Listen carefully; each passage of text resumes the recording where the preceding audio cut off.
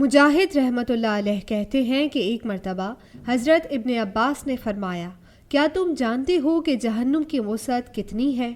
میں نے عرض کیا نہیں۔ انہوں نے فرمایا، اچھا واقعی تمہیں معلوم نہیں ہوگا۔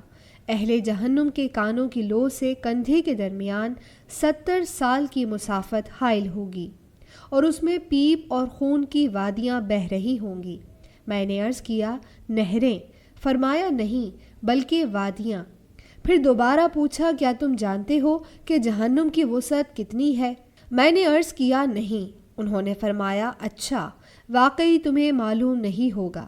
مجھے حضرت عائشہ نے بتایا ہے کہ انہوں نے نبی صلی اللہ علیہ وآلہ وسلم سے اس آیت کے متعلق پوچھا تھا، قیامت کے دن ساری زمین اس کی مٹھی میں ہوگی اور آسمان لپیٹے ہوئے اس کے دائیں ہاتھ میں ہوں گے، تو یا رسول اللہ اس دن لوگ کہاں ہوں گے؟